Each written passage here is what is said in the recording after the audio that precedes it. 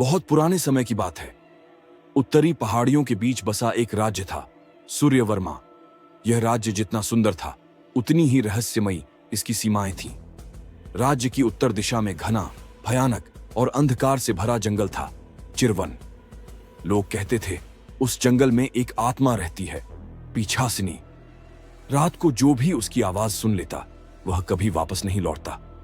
राजकुमार वीरेंद्र उस समय युवा और निर्भीक था।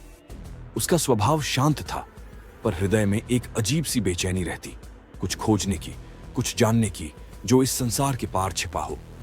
एक दिन राजमहल में एक बूढ़ी स्त्री आई, बिखरे बाल, कांपते होंठ और आंखों में भय की लकीरें। उसने कहा, महाराज, मेरे बेटे को चिरवन ने निगल लिया है। रात को किसी ने उसका नाम पुकारा, वही आवाज जिसने कईयों को खींच लिया। कृपा कर राजकुमार को भेजिए, वही बचा सकता है। राजा ने इनकार किया। चिरवन में जो गया वो कभी लौटकर नहीं आया। पर वीरेंद्र का मन कांप उठा। उसे लगा जैसे कोई अदृश्य शक्ति उसे बुला रही हो। रात को उसने अपने घोड़े अरुण को तैयार किया, कवच पहना और बिना किसी को बताए निकल पड़ा। चिरवन का रास्ता धुंध से ढका था। पेड़ों की टहनियां जैसे फुसफुसा रही थीं। वापस जा, देर मत कर। जैसे जैसे वह अंदर बढ़ा, वातावरण ठंडा होता गया। हर ओर एक सन्नाटा था, पर उस सन्नाटे में कुछ जीवित था। तभी दूर कहीं से एक कोमल, मधुर पर अजीब सी आवाज आई, वीरेंद्र। राजकुमार का दिल धड़क उठा। उसने मशाल उठाई, पर कुछ नहीं दिखा। हवा में गुलाब की हल्की सी महक थी। अचानक पीछे से ठंडी हवा का झोंका आया और उसने देखा, सामने एक युवती खड़ी थी। उसका चेहरा चांद की तरह उजला, पर आंखें गहरी, अंधेरे जैसी काली थीं। उसने मुस्कुराकर कहा, मैं तुम्हारा इंतजार कर रही थी। तुम कौन हो? मैं पीछासिनी हूं।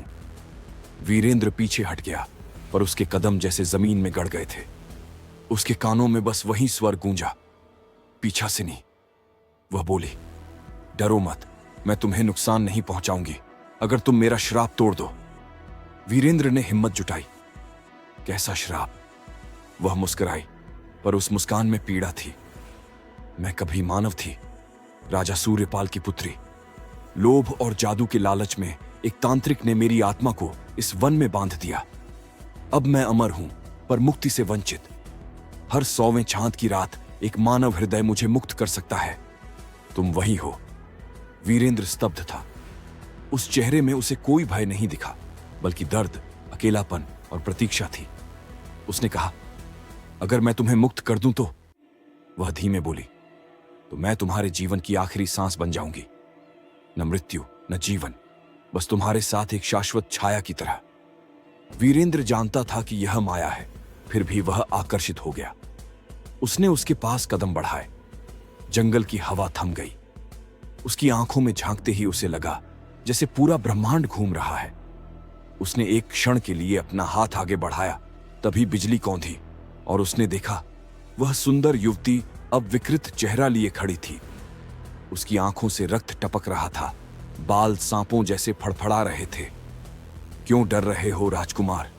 तुमने तो कहा था तुम निर्भीक हो। तुमने धोखा दिया। नहीं, तुम्हें बस मेरे वास्तविक रूप से प्रेम करना था।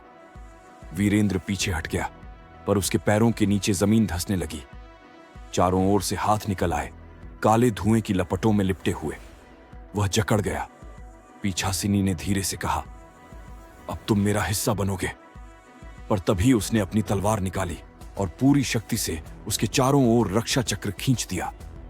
तांत्रिक ग्रंथों से उसने एक मंत्र सीखा था, ओम अग्निवर्म शुद्धिकाराय नमः। जंगल गरज उठा, धरती कांप गई और पीछासिनी चीख पड़ी, तुम मुझे नहीं रोक सकते।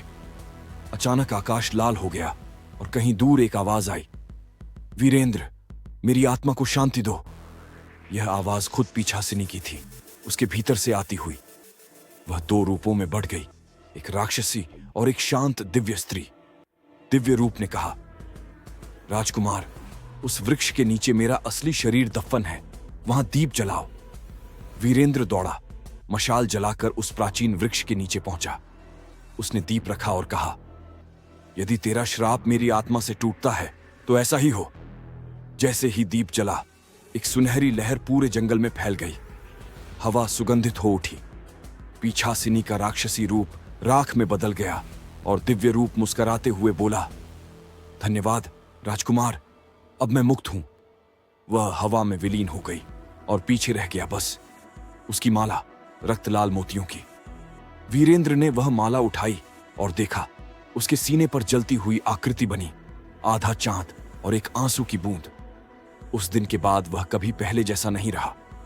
उसकी आंखें हमेशा किसी अदृश्य दिशा में देखती रहती। उसने राज्य संभाला, न्याय किया, पर रात को जब महल की दीवारों पर चांदनी गिरती तो उसे वही स्वर सुनाई देता, वीरेंद्र, तुमने मुझे मुक्त किया, पर मैं अब भी तुम्हारे साथ हूं।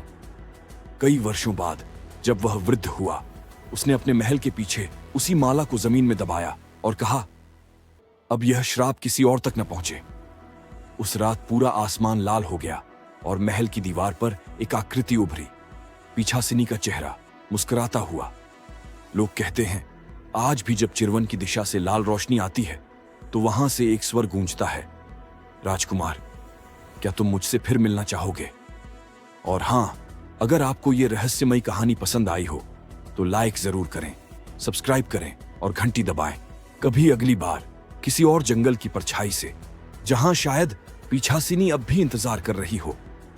कहानी आगे सुनने के लिए भाग 2 देखें।